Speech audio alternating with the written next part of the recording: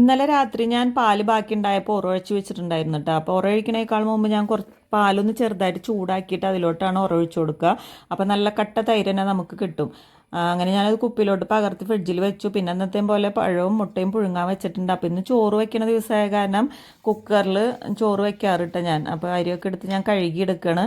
2 glass അരി എടുത്തിട്ട് 2 whistle പോയി കഴിഞ്ഞാൽ നമ്മുടെ ചോറ് വെന്ത് കിട്ടും. അങ്ങനെ ഞാൻ സ്റ്റൗമ്മ കൊണ്ട് വെച്ചു. അപ്പോൾ കൈമ നന്നായിട്ട് പശ ഒട്ടിപ്പിടിക്കണ്ടായിരുന്നു അരി കഴുകിയപ്പോൾ. ചില അരി വാങ്ങുമ്പോൾ ഇതേപോലെ ഒട്ടിപ്പിടിക്കലുണ്ടാവും. അതൊക്കെ സോപ്പിട്ട് കഴുകി. അപ്പോൾ ഇന്ന് രാവിലെ ഇക്കാക്ക് ബ്രേക്ക്ഫാസ്റ്റിന് ബ്രെഡും ഇത്തിരി ചിക്കൻ കറി ഇരിക്കുന്നുണ്ട്. അപ്പോൾ അതും കൂടി കൊടുക്കാമെന്നാണ് വിചാരിച്ചത്. ബ്രെഡൊക്കെ ഇട്ട് പുറത്തേക്ക് വെച്ചു. അങ്ങനെ ഒന്ന് മുതിര ഉപ്പേരി ഉണ്ടാക്കാമെന്ന് വിചാരിച്ചിട്ട്, മഴക്കാലമല്ലേ, മഴക്കാലത്ത് മുതിര കഴിക്കാൻ പറയില്ലേ.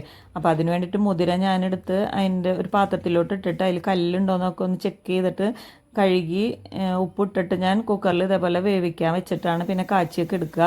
പിന്നെ എന്തെങ്കിലും പച്ചക്കറി വേണമല്ലോ, അതിന് വേണ്ടിയിട്ട് ഞാൻ അമരപ്പയർ ക്ലീൻ ചെയ്ത് വെള്ളത്തിലിട്ട് ഉപ്പൊക്കെ ഇട്ട് കഴുകി അരിഞ്ഞൊക്കെ വെച്ചിട്ടുണ്ട്. അങ്ങനെ മുട്ടയൊക്കെ തൊലി പൊളിച്ചെടുത്ത് ബ്രേക്ക്ഫാസ്റ്റ് കഴിക്കുന്ന നേരമായപ്പോൾ അതൊക്കെ ഞാൻ റെഡിയാക്കി കൊടുത്തു. അങ്ങനെ ഇന്നലത്തെ ഒരു പരിപ്പ് വടയും കൂടി ബാക്കിയിരിക്കണ്ടായിരുന്നു, അതും കൂടി ചൂടാക്കി അത് കഴിഞ്ഞ് ഞാൻ ചിയാ സീഡിൻ്റെ വെള്ളം കുടിക്കാൻ വേണ്ടി ഇരുന്നതാണ് കേട്ടോ. അതൊക്കെ കഴിഞ്ഞപ്പോഴത്തേനും ചോറ് വെന്ത് വന്നു.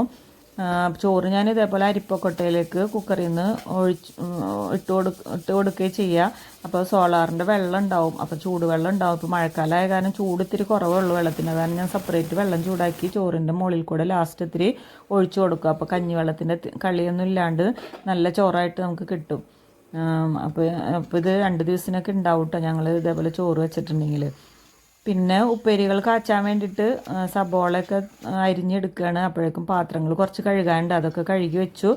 അങ്ങനെ ഒരു ചട്ടി വെച്ച് കൊടുത്തിട്ട് ആദ്യം തന്നെ അമരപ്പയർ ഉപ്പേരി ഉണ്ടാക്കാൻ വേണ്ടി സബോളയും മുളകും കറിവേപ്പിലയും കുറച്ച് മുളക് പൊടിയും മഞ്ഞൾപ്പൊടിയും കൂടി ഇട്ടിട്ട് കൊത്തമര അതിലോട്ട് ഇട്ട് കൊടുത്ത് ഉപ്പും കൂടി ഇട്ട് മൂടി വെച്ച് കൊടുത്തിട്ടുണ്ട്. അതവിടെ ഇരുന്ന് വെന്ത് വരുമ്പോഴത്തേനും ഇപ്പുറത്ത് അടുപ്പുമ്പോൾ ഞാൻ മുതിരപ്പേരി കാച്ചാൻ വേണ്ടിയിട്ട് കുറച്ച് സബോളയും വെളുത്തുള്ളി ചതച്ചതും കറിവേപ്പിലയും ഇട്ട് കൊടുത്ത് മുളക് പൊടിയും ഇട്ട് കൊടുത്തിട്ട് മുതിര വെന്ത് വന്നിട്ടുണ്ടായിരുന്നു. അത് അതിലോട്ട് ഇട്ട് കൊടുത്തിട്ട് നന്നായിട്ട് ഇളക്കി കൂട്ടി അവിടെ മൂടി വെച്ചിട്ട്. അപ്പോൾ മുതിരപ്പേരി റെഡിയായി.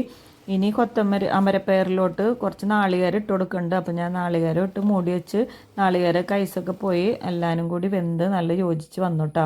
അങ്ങനെ ഞാൻ ബ്രേക്ക്ഫാസ്റ്റ് കഴിക്കാനിരുന്ന് ഞാനിന്ന് പപ്പായയും മുട്ടയും ഒരു പഴത്തിൻ്റെ കഷ്ണം കൂടിയാണ് കഴിച്ചത്. അത് കഴിഞ്ഞ് കുളിയൊക്കെ കഴിഞ്ഞ് വന്നപ്പോഴത്തേനും ലഞ്ച് കഴിക്കുന്ന നേരമായി 2 മണി ആയപ്പോഴാണ് ലഞ്ച് കഴിച്ചത്. ഞങ്ങളെല്ലാവരും കൂടി ഇരുന്ന് ലഞ്ച് കഴിച്ചു. അപ്പോൾ ഇന്നത്തെ വീഡിയോ ഇത്രയേ ഉള്ളൂ. എല്ലാവർക്കും വീഡിയോ ഇഷ്ടമായി ലൈക്ക് ചെയ്യാനും ഷെയർ ചെയ്യാനും സബ്സ്ക്രൈബ് ചെയ്യാനും മറക്കരുത്.